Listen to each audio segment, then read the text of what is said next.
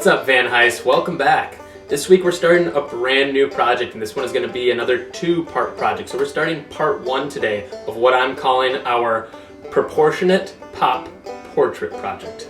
That's a lot of P's. We're getting into the world of proportions, and earlier this week I was able to talk to some of you about an artist named Fernando Botero.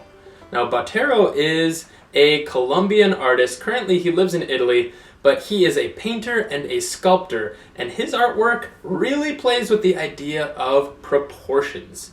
He is super famous for taking people and animals and objects and altering their proportions, or the size of their parts compared to other parts.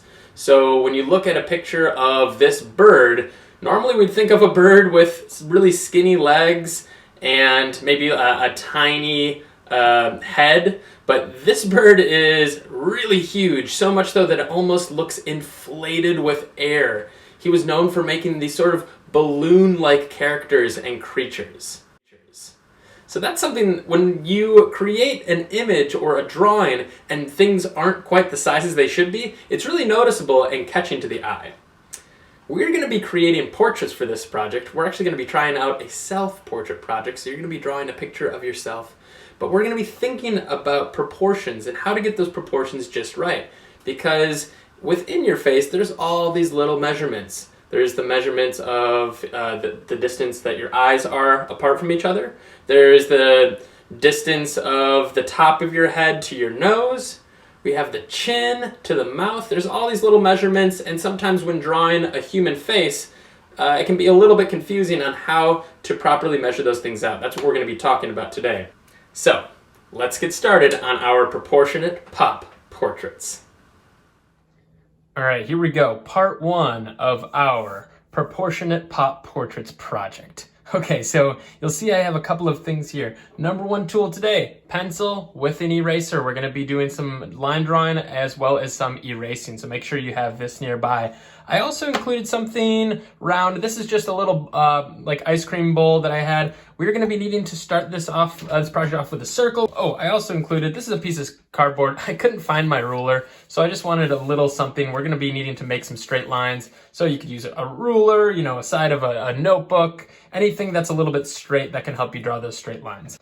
I'm gonna put my bowl upside down, move it to not too high up on the paper. I wanna save room for my hair, just about here. And I'm going to really lightly make that circle using my circle tool. Now, this is the beginning of our human head. We're gonna add a chin to the bottom of the circle. So I'm actually gonna just freehand this part so we have something that looks sort of like an upside down egg.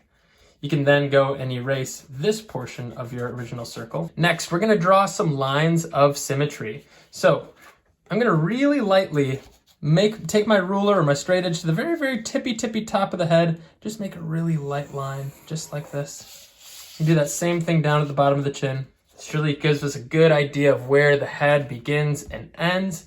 And I'm gonna try my best to take my straight edge or ruler. I'm gonna try to find the halfway point, the exact middle of the face. We're gonna make that line of symmetry so the sides on either side are pretty much the exact same. So I think it's right around here. Right around here. I'm going to try to make those two lines connect and draw a really light line. Remember, whisper lines when we do this. Okay, now I'm going to try to find the halfway point of this line. So if it helps, you can turn it sideways. I think it's going to be right around here. I'm just visualizing the best I can, and I'm going to make another line that goes parallel to these two. All right, now the next part is I'm gonna find the halfway point between these two lines. That's gonna be actually where my nose is. Maybe right about here. I'm gonna make another line. So I'm gonna actually start by creating some eyes here. I'm gonna just pick one side and I'm gonna make sort of like a little rainbow shape.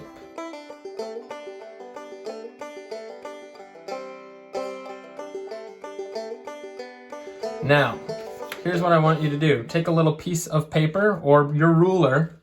I want you to measure exactly the width of that eye. So you see those two little dots I made? That is the distance between the edge of that eye. I'm actually going to scoot that over until this end touches right here. And that tells us exactly where my next eye should begin. So I'm going to make a dot there. My next eye is going to be the same size. Make another dot here. Okay, so there I've got my two eyes drawn. All right, next we're gonna do our nose. So we're gonna keep this nose pretty simple. I'm gonna go all the way down to this line. This is where I want my nose to touch. My nose is just gonna be almost like a little smile shape. Just like that, really simple. Now, between these two lines, we're gonna make another one. That's actually gonna be where our lips are, or where our mouth is. Now I'm gonna find the halfway point between these two lines, which is right around here. And I'm actually gonna move it up just a little bit because the mouth is a little above that halfway point. All right, that's where my mouth is going to be. And I can make like a little smile, maybe another shape that's a little bit wider than that nose. Now it's time to start adding some details. I'm gonna include my ears on either side of my head. And I'm actually gonna start my ear here and end it at this line right here.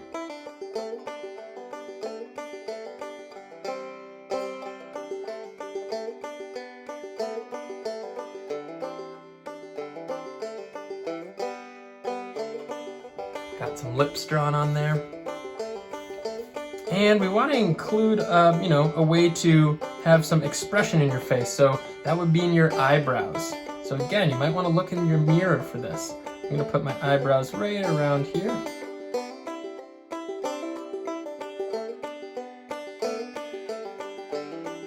If you wanna add a little bit of detail to your nose, depending on what your nose looks like to you in the mirror, you could add some lines like this.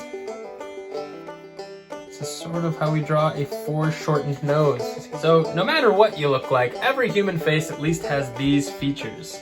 The next thing we're gonna do is start to build up our neck and our hair. So our neck, we don't want it to be a super duper skinny neck, and we don't want it to be too big, so we're gonna have the neckline start. Just come down from the ears a little bit and send a line down that slowly starts to curve out. Now we want to think about our hair. So the interesting thing about hair is that our hair doesn't just stick to only the top of our head and go down from there. Our hair is actually built up off of our heads a little bit. So when I think about my hair, I know I usually have some kind of bangs in my face a little bit. So maybe I'll think about how my hair interacts with the front of my face first and then build it up from there. Now is definitely a time where you're gonna wanna look in a mirror.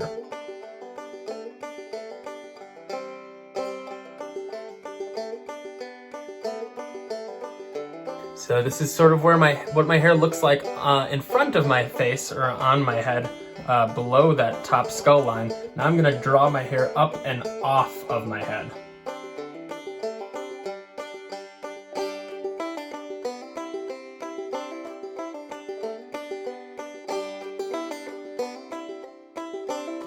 This kind of looks like a younger Mr. Lynch. I think that's because I made my eyes pretty big. So this is a great start for this project. This is just part one. Remember, once you like your lines, you can kind of start to make them a little bit darker, but let's not add color just yet because I've got an idea for how we're gonna add color next week to make these portraits really pop. All right, Van Heijs, thanks so much for watching. You can go ahead and once your portrait is where you like it, you can start erasing some of those lines. We won't need those anymore.